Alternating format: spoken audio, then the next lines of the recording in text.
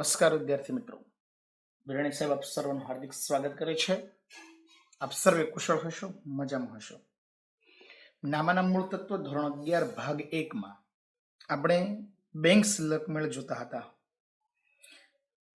Bank સિલક મેળની અંદર આપણે સ્વાધ્યાયના દાખલા નંબર 10 માં પહોંચ્યા હતા. નીચે આપેલ માહિતી પરથી મેકવાનનો મે 2016 નો બેંક સિલક મેળ તૈયાર કરો. રોકડ મેળ અને બેંક ખાતું આપ્યું છે. રોકડ મેળનું બેંક ખાતું એટલે કે આપણે રોકડ બેંક વગેરે લખતા હતા ને, એમાં બેંકનું ખાતું છે સાહેબ. આમાં ધ્યાન એટલું રાખવાનું છે વિદ્યાર્થી મિત્રો કે જે દાખલો આપણને આપ્યો છે એમાંથી શરૂઆત કરવાની અને સાથે પાછળના પેજ ઉપર આપણને પાઠ્યપુસ્તક હારે રાખીશું વિદ્યાર્થી મિત્રો. બેંકની પાસબુક પણ આપવામાં આવી છે. સાંભળજો વિદ્યાર્થી મિત્રો, કમ્પેરિઝન કરીએ છીએ. આપણને ખબર છે બાકી આગળ લાવ્યા, આમાં 6000 ઉધાર બાજુ છે, તો પાસબુકમાં શું હશે? જમા બાજુ. છે જમા બાજુ, તો આ બે વસ્તુ લેવાય નહીં. બે માં હોય ને ન લેવાય, ન હોય ને એ લેવાય છે સાહેબ. તપન કેટલો છે? 18000 ઉધાર બાજુ છે, તો પેલા પણ કેટલો થવો જોઈએ? જમા બાજુ તપન 18000 થવો જોઈએ છે, તો લેવાય નહીં.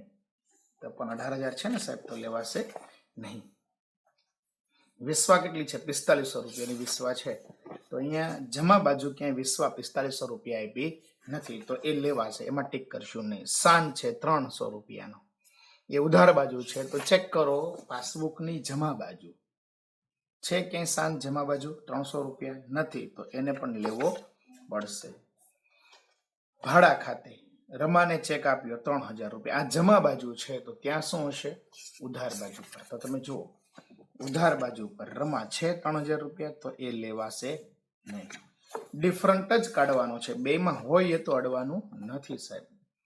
ઘનશ્યામ ખાતે કેટલું છે? 1500. ચાલો, ઘનશ્યામ જમા 1500 છે, તો ઉધાર બાજુ 1500 ઘનશ્યામ હોવો જોઈએ. છે નથી, તો એ ધ્યાનમાં લેવો પડશે.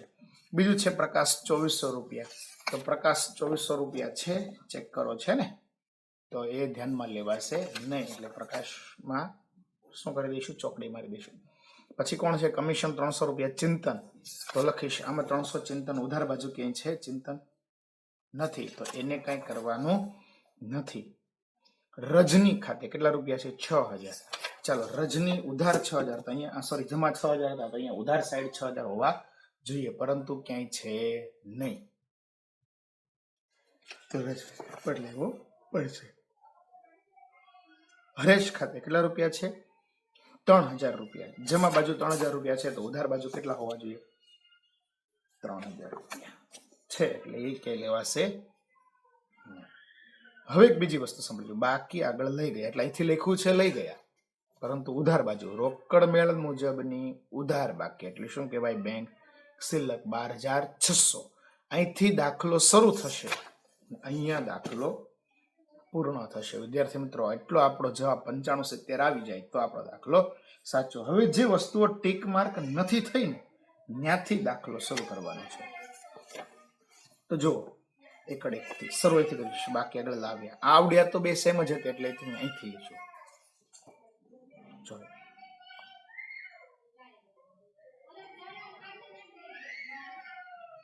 રોકડ મેળ મુજબ બેંક સિલક કેટલા રૂપિયાની હતી? 12600 ઉધાર બાજુ. બરાબર, ઉધાર બાજુ શું લખીશ? આ બે છે ને, આપણે ઉધાર કર્યું છે, તો બેંકે શું કરવું જોઈએ? જમા કરવું જોઈએ, તો આપણે શું લખીશું? ભરેલ પરંતુ જમા નહીં થઈ છે. 4500 અને 300, તો ટોટલ કેટલા થશે? 4800 રૂપિયા. કેટલા થશે? 4500 અને 300. નેક્સ્ટ, રમા કેટલા છે? 3000. ઘનશ્યામ કેટલો છે? 1500. ચિંતન કેટલા છે? 300 રૂપિયા. રજની કેટલા છે? 6. તો આમાંથી જે વસ્તુ નીકળી ગઈ છે ને સાહેબ, સાંભળજો વિદ્યાર્થી મિત્રો, જે વસ્તુ નીકળી ગઈ છે એ લખાય નહીં. આ રમાનો ચેક તો આવી ગયો હતો સાહેબ, એટલે લખાશે નહીં. તો ઘનશ્યામ છે, ચિંતન છે અને રજની છે, આ ત્રણને લખવા પડશે. તો શું લખીશું? લખેલ આપણી પાસેથી જાય તો જમા થઈ ગયું છે, તો બેંકે શું કરવું જોઈએ? ઉધાર કરવું જોઈએ. તો શું લખીશું આપણે? લખેલ પરંતુ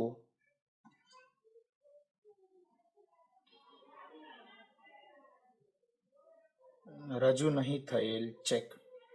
ત્રણેયનો સરવાળો એટલે ઘનશ્યામના કેટલા છે? 1500, ચિંતનના કેટલા હતા? 300 અને રજનીના કેટલા હતા? 6000. તો ટોટલ કેટલા થયા સાહેબ? 7800. આ બાજુ તો બધું પૂરું થઈ ગયું, આ બી લઈ ગયું. હવે પાસબુકમાં આવી જાવ સાહેબ. પાસબુકમાં બાકી કોણ હતું? Bank charges. તો આપણે શું લખીશું? બેંકે ઉધારેલ બેંક ચાર્જીસ. બેંકે ઉધાર કર્યું છે, તો તમારે શું કરવાનું છે વિદ્યાર્થી મિત્રો? જમા કરવાનું છે. તો શું લખીશ? બેંકે ઉધારેલ બેંક ચાર્જીસ રોકડ મેળમાં નથી. તો બેંકે ઉધાર કર્યું, તો આપણે શું કરીશું? જમા કરી દઈશું. 4 નંબર. કુંજલ કેટલા રૂપિયા છે? 9000. ભાઈ આ વ્યક્તિએ બેંકમાં શું કર્યા હોય? જમા કર્યા હોય, તો આપણે શું કરવું જોઈએ? ઉધાર કરવું જોઈએ. તો શું લખીશ? કુંજલે બારોબાર જમા કરાવેલ રકમ. કુંજલે જમા કરી છે, તો આપણે શું કરવું પડશે? ઉધાર કરવું પડશે. નેક્સ્ટ, જય 15000. તો આ શું કર્યું છે સાહેબ? પાસબુકમાં ઉધારેલ, રોકડ મેળમાં નહીં નોંધાય. પાસબુકમાં ઉધારેલ પરંતુ રોકડ મેળમાં નહીં નોંધેલ. એને ઉધાર કર્યા છે, તો આપણે શું કરવું પડશે વિદ્યાર્થી મિત્રો? જમા કરવું પડશે. બીજું, હવે કોઈ વસ્તુ બાકી હોય દેખાતું નથી. જય સુધી તો પૂરું થઈ ગયું હતું. તો આપણો જવાબ શું આવવો જોઈએ? 9570. તો કઈ રીતના? સાંભળજો. સરવાળા કરું છું હું. સરવાળો કરીશું તો ઉધાર બાજુનો સરવાળો 29400 થશે. તો જમા બાજુ હું 29400 લખું તો કેટલા રૂપિયા ઘટે છે? 9570. દાખલો શરૂ ક્યાંથી થયો? તો રોકડ મેળથી. તો પૂરો ક્યાં થાય? પાસબુક મુજબ. જમા બાકી છે, એનો મતલબ શું કહેવાય? બેંક શિલ્લક. અને આ જે જવાબ આવ્યો ને એ તમારી પાસે પાસબુકમાં તૈયાર જ હતો. જો બસ આનું નામ શું કહેવાય છે વિદ્યાર્થી મિત્રો? રોકડ અને બેંક બુક. એટલે કે રોકડમાં બેંક ખાતું અને પાસબુક બેની કમ્પેર કરો છો અને ખબર પડે છે કઈ જગ્યા પર વસ્તુ બાકી છે તે. સેમ દાખલો છે વિદ્યાર્થી મિત્રો, સ્વાધ્યાયનો દાખલા નંબર 11. જોઈએ આપણે શું આપ્યો છે. સ્વાધ્યાયનો દાખલા નંબર 11. નીચેની માહિતી પરથી સંજયનો બેંક શિલ્લક મેળ તૈયાર કરો. ચાલો, બે બાજુ પર હોય. આ પાસબુક છે અને આ રોકડ મેળ છે. આપણે જેમ કરતા હતા એમ જ શરૂ થશે, પરંતુ આમાં એક થોડુંક નવીન છે. હો સાહેબ, આમાં શું છે? એક પ્રકારે નવીન છે. કઈ રીતના નવીન છે તમે સાંભળજો. બાકી આગળ લાવ્યા 2970. કમિશન છે 90 રૂપિયા અને બેંક ચાર્જીસ છે 60 રૂપિયા. એક કામ કરો, 2970 પ્લસ 90 કરો એટલે કેટલા થઈ જશે? 3060. માંથી 60 રૂપિયા જમા બાજુનો બાદ કરો એટલે કેટલા થઈ જશે? આ બાજુ 3000 રૂપિયા. ઉધાર બાજુ આવશે કે નહીં? તો ઉધાર બાજુ 3000 કઈ રીતના આવ્યા? ફરીથી સાંભળજો. 2970 અને 90. આ બાજુ કેટલા છે? 60. તો આ બેનો સરવાળો માંથી આ બાદ કરો તો કેટલા થઈ જાય? 3000. તો આ બાજુ જો બાકી આગળ લાવ્યા કેટલી આપી છે? આપણને 3000 આપી છે. તો આ 3000 અને અહીંયા એક સાથે 3 એન્ટ્રીઓને આપણે ઉડાડી દઈશું. એક સાથે 3 એન્ટ્રીઓને ઉડાડી દઈશું. હવે શરૂ કરીએ છીએ સાહેબ આપણે. સૌપ્રથમ કોણ છે? અમીના. કેટલા છે? 4500 ઉધાર છે. તો પાસબુકમાં શું હોવા જોઈએ? જમા. 4500 છે જમા બાજુ, તો આપણે અમીના શું કરી દઈશું? જમા ઉડાડી દઈશું. અરવિંદ કેટલા છે? 7500 ઉધાર બાજુ. તો અહીંયા જમા બાજુ અરવિંદ ક્યાંય 7500 છે નથી, તો કઈ કરવાનું નહીં. એનો મતલબ એ લખવા પડશે. પછી છે દેસાઈ 3000 રૂપિયા, ઉધાર બાજુ છે દેસાઈ 3000, તો અહીંયા જમા બાજુ દેસાઈ 3000 છે, તો એ પણ લખાય નહીં. આશીષ છે 6075, ઉધાર બાજુ આશીષ 6075 છે, તો જમા બાજુ આશીષ 6075 છે સાહેબ? નથી, તો કઈ કરવાની જરૂર નથી, એમને રહેવા દેવું છે. બાકી આગળ લઈ ગયા 7335, એ જેમ છે એમને અટકાવી દો. બાકી આગળ લઈ ગયા 7335 જેમ છે એમ. નેક્સ્ટ પૂનમ 750 જમા છે, તો આ બાજુ હું હોવું જોઈએ? ઉધાર. પૂનમ 750 ઉધાર છે, તો આપણે આને શું કરી દઈશું? ઉડાડી દઈશું. પગાર છે 1500 રૂપિયા, કોને છે? અતુલને આપેલ ચેક. ચાલો અતુલને આપેલ ચેક 1500 રૂપિયા, આમાં કશે અતુલ જ નથી, તો આપણે કઈ કરવાની જરૂર? 1500 છે પણ એ તો ધર્મેશ છે. કોણ છે? 1500 છે ખરા, પરંતુ એ કોણ છે? ધર્મેશ છે, એટલે એમાં કઈ કરવાનું નથી. હવે આવ્યું, જો ધર્મેશ ખાતે 1500 જમા છે ને, તો આપણી પાસે ઉધાર પણ ધર્મેશ 1500 છે, તો લખાય નહીં. અશ્વિન 870, અહીંયા અશ્વિન જમા છે, તો અહીંયા અશ્વિન ઉધાર પણ છે કે નથી? 870 રૂપિયા. બે બાજુ હોય ને તો લખવાનું નથી. પ્રદીપ 690 રૂપિયા છે, અહીંયા જમા સાઈડ 690 રૂપિયા પ્રદીપ ખાતે છે, તો પરંતુ અહીંયા હોવા જોઈએ ને, જે અહીંયા નથી. નેક્સ્ટ ભરત ખાતે કેટલા છે? 15000. ભરતમાં 15000 જમા છે, તો ઉધાર બાજુ પણ હોવા જોઈએ. 15000 ઉધાર છે, તો એ પણ લેવાય નહીં. પછી સાહેબ બકુલ છે 2100 રૂપિયા, જમા બાજુ છે, તો અહીંયા બકુલ ઉધાર બાજુ 2100 રૂપિયા છે, તો એ લખાય નહીં. નેક્સ્ટ દલાલ 9000 રૂપિયા, તો દલાલ 9000 જમા છે, તો ઉધાર પણ દલાલ 9000 રૂપિયા છે, તો એ પણ લખાય નહીં. હવે આપણો દાખલો શરૂ થાય છે વિદ્યાર્થી મિત્રો. મોટા ભાગની વસ્તુ આપણી પૂરી થઈ. આપણે હવે સાંભળજો, આ એક દાખલો તમને પાસબુક થી શરૂ કરવો છે. ક્યાંથી ચાલુ કરવો છે? પાસબુક થી. તો શું લખીશું?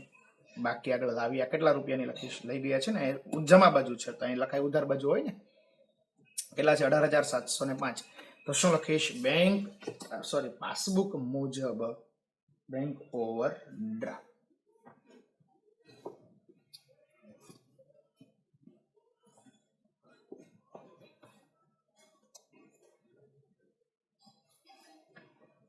ચાલો, પાસબુક મુજબ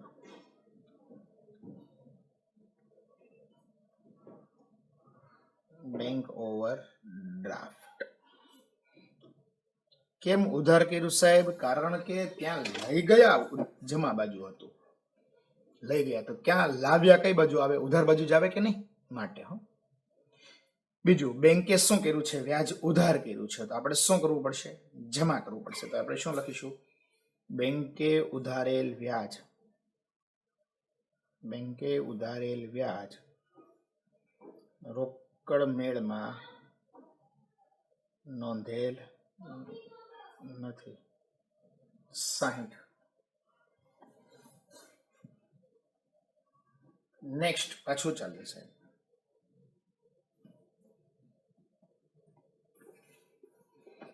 ડિવિડન્ડ ખાતે કેટલા રૂપિયા? 75. બેંકે જમા કરેલ ડિવિડન્ડ શું લખીશું? બેંકે જમા કરેલ ડિવિડન્ડ રોકડ મેળમાં નથી. બેંકે જમા કર્યું, તો તમે શું કરશો? ઉધાર 75 રૂપિયા. નેક્સ્ટ વાંચો છું સાહેબ. હવે આમાં જોજો, આ બધું જ આ થઈ ગયું છે, આ થઈ ગયું. તો અરવિંદ અને આશીષ કેટલા રૂપિયા છે? બેનો સરવાળો. તો શું કરીશ? ભરેલ પરંતુ જમા છે ને, એટલે જમા નહીં થયેલ છે, ઉધાર છે ને, તો શું લખીશ? ભરેલ પરંતુ જમા નહીં થયેલ ચેક. ભરેલ છે, કેટલા રૂપિયાના ચેક ભર્યા હતા આપણે સાહેબ? અરવિંદનો 7500 નો અને આશીષનો 6075 નો, તો ટોટલ કેટલા થાય? 13575 રૂપિયા થશે. 4 તારીખ. આ તો પૂરું. હવે અહીંથી ચાલુ કરો. અતુલ છે, પ્રદીપ છે, બસ બે જ છે. તો શું કરીશ? લખેલ પરંતુ નહીં ચૂકવાય, એટલે કે નહીં રજૂ થયેલ, લખેલ પરંતુ રજૂ નહીં થયેલ ચેક આપણે જમા કરી દીધું છે, તો એ લોકોએ શું કરવું જોઈએ? ઉધાર કરવું જોઈએ. એટલે અતુલના હતા 1500 અને પ્રદીપના હતા 690, સરવાળો કર્યો તો ખબર પડી 2190. આ સાથે બધું જ પૂરું થઈ ગયું સાહેબ. સરવાળા ક્લોઝિંગ કરું છું હું. સરવાળા ક્લોઝિંગ કરીશ તો આ બાજુનો સરવાળો 20,970 થાય. કેટલો થાય? 20,970 માંથી આ બે વસ્તુ બાદ કરો એટલે કેટલા થાય? તો 1335. શું કહેવાય? રોકડ મેળ મુજબ બેંક ઓવર ડ્રાફ્ટ. રોકડ મેળ મુજબ શું કરી દઉં? Bank over draft. લો, આપણો દાખલો અહીંયા શું થયો? પૂર્ણ થયો. હા વિદ્યાર્થી મિત્રો, જુઓ જમા બાજુ આવ્યા ને તો આ રોકડ મેળની જમા બાજુ તમે જો બાકી આગળ લાવ્યા. કેટલા રૂપિયા છે? 73, 75, 35 છે કે નથી? આ જ વસ્તુ આપણને સરસ રીતે આપણને સમજાવી શકાય. જોઈએ હવે વિદ્યાર્થી મિત્રો આપણે દાખલા નંબર 15 શું કહે છે તે. નીચેની માહિતી પરથી માર્ગીનો બેંક સિલક મેળ તૈયાર કરો. રેડી. જે આપણે અગાઉ જોયું હતું એવું જ કંઈક આમાં છે. સૌપ્રથમ બાકી આગળ લાવ્યા કેટલી છે? 4,000 રૂપિયા. તો અહીંયા પણ કેટલા છે? 4,000 રૂપિયા. ધ્યાનમાં લેવાય નહીં. ચાલો, અમદાવાદ ઇલેક્ટ્રિસિટી કંપની કેટલા રૂપિયા છે? 3200 રૂપિયા ઉધાર છે. તો આમાં શું હોવું જોઈએ? નીચેમાં જમા હોવું જોઈએ. છે 3200 રૂપિયા જમા. ચાલો, એ ઉડાડી દીધું. મયંક કેટલા છે? 2,000 જમા છે. તો આપણે શું હોવું જોઈએ? ઉધાર હોવું જોઈએ. છે મયંક છે જ ઉધાર. તો આને પણ શું કરી દઈશું? આપણે ઉડાડી દઈશું. દિવ્યાંગ 1,600 રૂપિયા છે. કેટલા રૂપિયા છે? 1,600 રૂપિયા દિવ્યાંગ છે. તો ઉધાર બાજુ છે તો આમાં જમા બાજુ હોવા જોઈએ. છે નથી તો કઈ ખાલી કરવાની જરૂર નથી.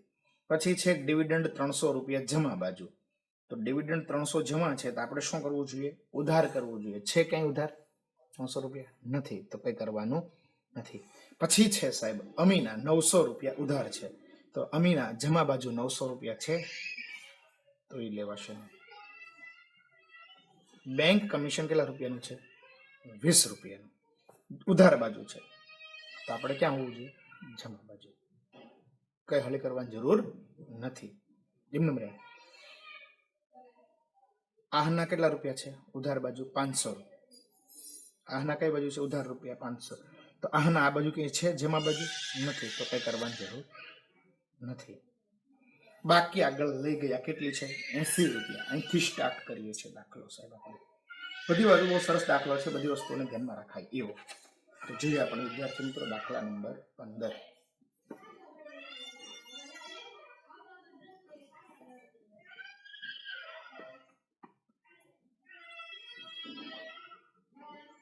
પાસબુક મુજબ બેંક સિલક 80 રૂપિયા. કેટલા રૂપિયા લખેલું? પાસબુક મુજબ બેંક સિલક પહેલેથી ચાલુ કરી દીધું.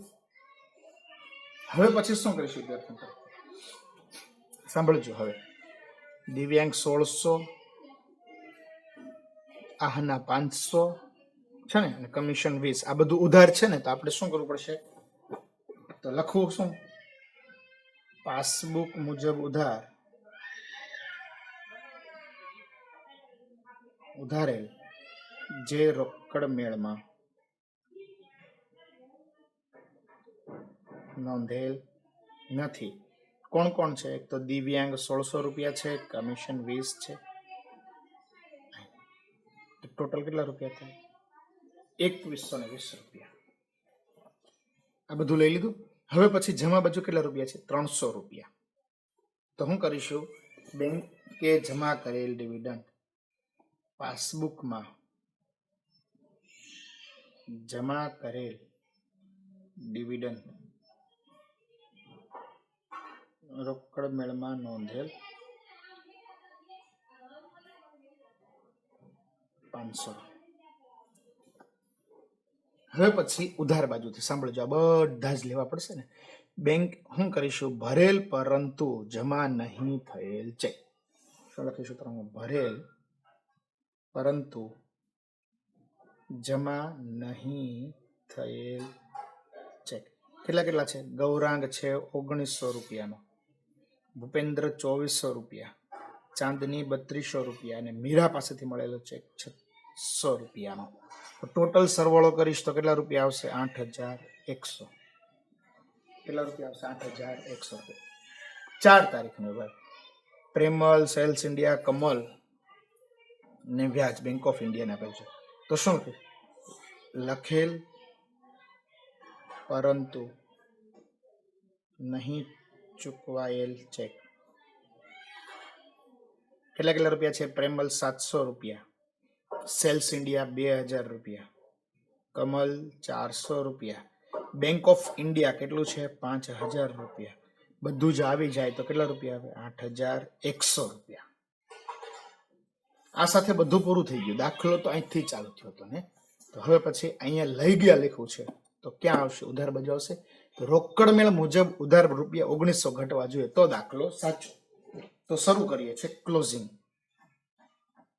ચાલો આ બાજુનો સરવાળો વધી જાય છે એવું લાગે છે. 10080 રૂપિયા છે. 10300. અહીંયા લખું હું 10300 માંથી આ બે વસ્તુઓ બાદ કરી દો એટલે કેટલા વધશે? 1900 રૂપિયા. શું લખીશ? રોકડ મેળ મુજબ બેંક શિલ્લક. બરાબર. આવી રીતના વિદ્યાર્થી મિત્રો જ્યારે આપણને ત્રણેય વસ્તુ આપવામાં આવેલી હોય એટલે કે બે વસ્તુ આપેલી હોય, પાસબુક આપેલી હોય ને રોકડ મેળ આપેલો હોય તો આવા સંજોગોમાં આવી રીતના બેની કમ્પેરિઝન કરવાની અને બહુ ઈઝી થઈ જાય. ઉધાર બાજુ હોય તો આપણે જમા લખવાનું, જમા બાજુ હોય તો ઉધાર લખવાનું, જે ન લખવાનું હોય તે. આ સાથે લેક્ચરને પૂર્ણ કરીએ છીએ. દરેક વિદ્યાર્થી આવા ઉદાહરણ હોય તેને જાતે કરવાનો પ્રયાસ કરશે. અસ્તુ. આભાર.